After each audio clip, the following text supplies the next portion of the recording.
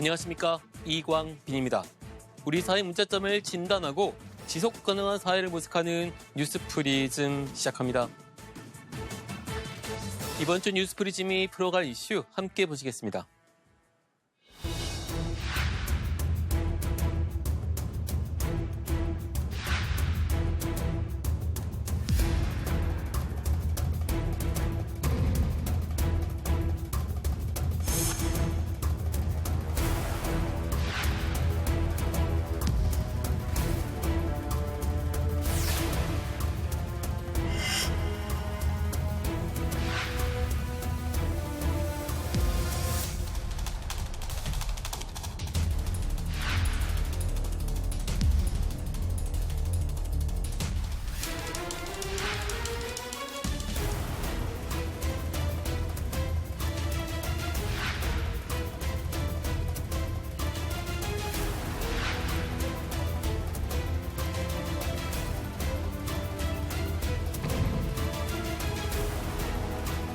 향후에 이제 빅테크 기업들이 AI 반도체가 이제 중점 내용이 될 텐데 거기에서 반드시 필요한 게 HBM이거든요.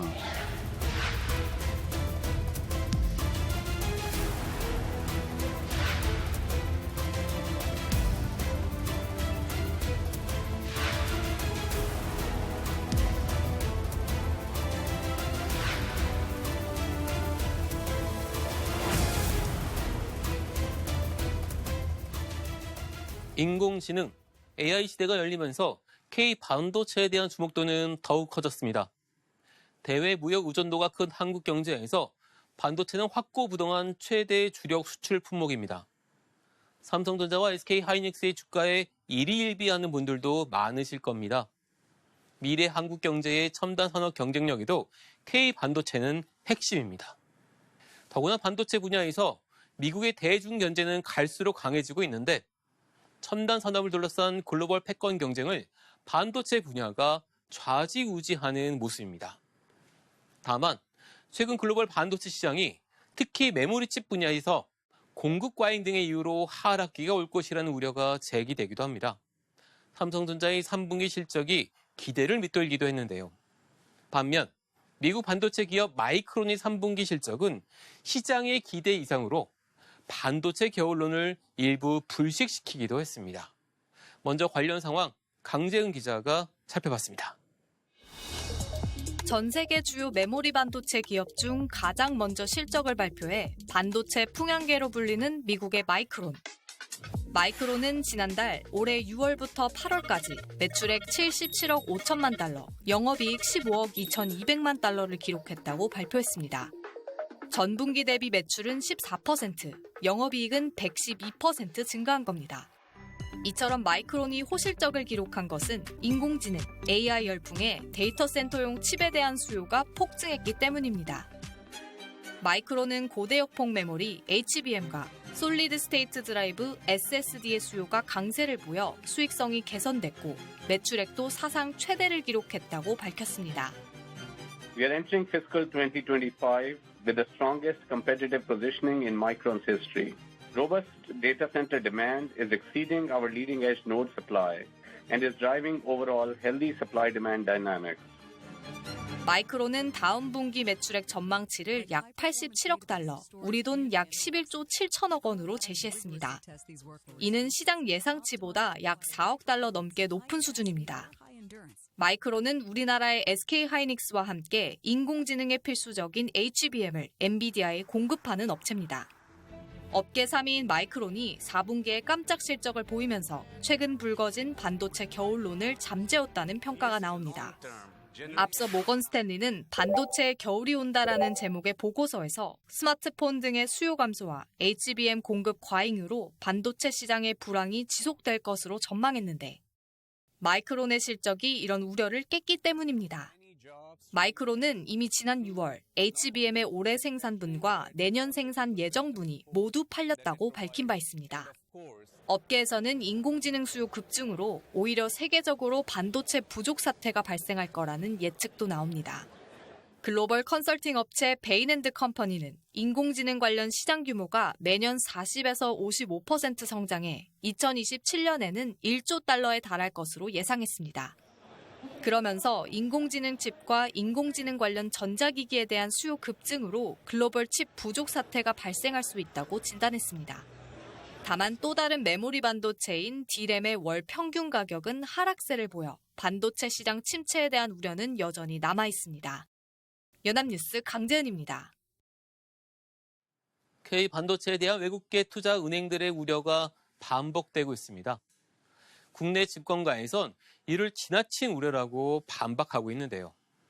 관건은 삼성전자가 전 세계 메모리 1위 업체답게 위상을 되찾느냐입니다. 이어서 장한별 기자입니다. 지난달 미국 투자은행 모건 스탠리는 메모리 반도체 업계를 겨냥해 겨울이 곧 닥친다는 제목으로 비관적 전망의 보고서를 냈습니다. D램 업황은 올해 4분기 고점을 찍은 뒤 2026년까지 공급 과잉에 시달릴 것이고 인공지능 AI의 핵심인 고대역폭 메모리 HBM 역시 공급 과잉 가능성이 높다고 봤습니다. 국내 반도체 기업들에 대해선 냉정한 평가와 함께 목표 주가를 대폭 낮췄는데 이에 영향을 받은 기업들의 주가가 한때 큰 폭으로 출렁이기도 했습니다.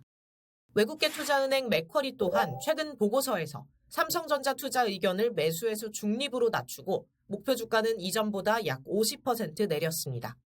하지만 국내 증권가에서는 외국계 큰손들의 K반도체 때리기가 지나치다는 지적이 나옵니다. 내년도에도 메모리 반도체 시장의 매출액 성장률이 20% 이상을 기록할 것으로 판단을 하고 있습니다. 오버서플라이로 인해서 HBM 가격이 많이 빠지고 그게 결국은 반도체 사이클을 끌고 내려갈 것이다 라는 시각은 좀 동의하지 않습니다. 전문가들은 모건 스탠리의 분석에도 대부분 동의할 수 없다는 입장입니다. 우리나라 반도체가 당장 지금 굉장히 어려운 국면으로 진입하지는 저는 않을 거로 보고 있습니다. 반도체 수출이 아직 굉장히 좋죠. 지난 9월에 136억 달러로 역사상 최고치를 기록했어요. 반도체 경기가 둔화되더라도 저는 그 폭은 깊지 않고 기간도 길지 않을 것이다. 다만 삼성전자가 올해 3분기 낮아진 전망치에도 부합하지 못한 성적표를 받아들며 홀로 부진한 점은 K반도체에 부담이 되고 있습니다. 이에 전영현 삼성전자 부회장이 이례적으로 사과 성명을 내며 근원적 경쟁력 확보를 선언한 만큼 반도체 거인인 삼성전자가 다시 저력을 발휘할 수 있을 것이라는 기대감도 적지 않습니다. 모건 스탠리가 반도체 겨울 논란에 불을 지폈지만 이를 불식시킬 만한 지표들이 속속 등장하고 있습니다. 삼성전자가 뒷심만 발휘해준다면 업계에선 겨울론에 크게 좌우될 필요 없다는 분위기입니다. 연합뉴스TV 장한별입니다. K반도체의 겨울론에는 삼성전자에 불어닥친 찬바람 탓이 큽니다. 삼성전자의 위기설에는 반도체 위탁 생산 분야인 파운드리 사업에서 고전을 면치 못하고 있는 점이 한몫하고 있습니다. 30년 가까이 메모리 반도체 분야에서 선두 자리를 굳혀온 삼성전자는 비메모리 반도체 분야인 파운드리와 시스템 LSI 분야에서 신성장 동력을 찾겠다는 목표를 설정해왔습니다. 스마트폰의 두뇌 역할을 하는 AP 등 고성능 시스템 반도체 시장이 커지는 데다 특히 AI 칩 시장이 급성장하는 만큼 목표 자체는 바람직한 방향으로 평가받습니다. 삼성전자는 2030년까지 파운드리 분야 세계 1위 업체인 대만 TSMC를 제치겠다고 호언하기도 했는데요. 그런데 목표와 달리 현실에선 TSMC와의 격차가 커지고 있습니다. 삼성전자의 시스템 LSI 파운드리 사업부는 지난해 약 2조 9,490억 원의 영업 손실을 냈고 올해에도 상당한 수준의 적자를 이어가고 있다는 관측이 나옵니다. 파운드리 분야의 부진은 대형 고객사 확보와 수율 관리가 기대에 미치지 못한 탓이라는 분석입니다. 시장 조사 업체 카운터포인트 리서치에 따르면 올해 2분기 파운드리 시장에서 삼성전자의 점유율은 13%에 그쳤습니다. 반면 TSMC의 점유율은 62%에 달했는데요. TSMC는 3분기 실적도 시장 전망치를 뛰어넘었습니다. TSMC는 애플과 엔비디아를 고객으로 두고 있는 데다 최근에는 삼성전자의 고객사이자 오랜 동맹 관계였던 구글이 차세대 모바일 칩 생산을 TSMC에 맡긴다는 소식까지 들립니다. 삼성전자가 비메모리 반도체 분야에서 고전을 이어가는 가운데 파운드리와 시스템 LSI 사업을 분사해야 한다는 주장도 일각에선 꾸준히 제기돼 왔습니다. 삼성전자와 경쟁 관계이기도 한 글로벌 IT 공룡들이 삼성전자의 AP 등의 위탁 생산을 맡길 경우 기술이 흘러 들어갈 수 있다는 우려를 불식시킬 필요성이 있다는 겁니다. 이와 관련해 삼성전자 측은 분사 가능성을 일축하고 있습니다.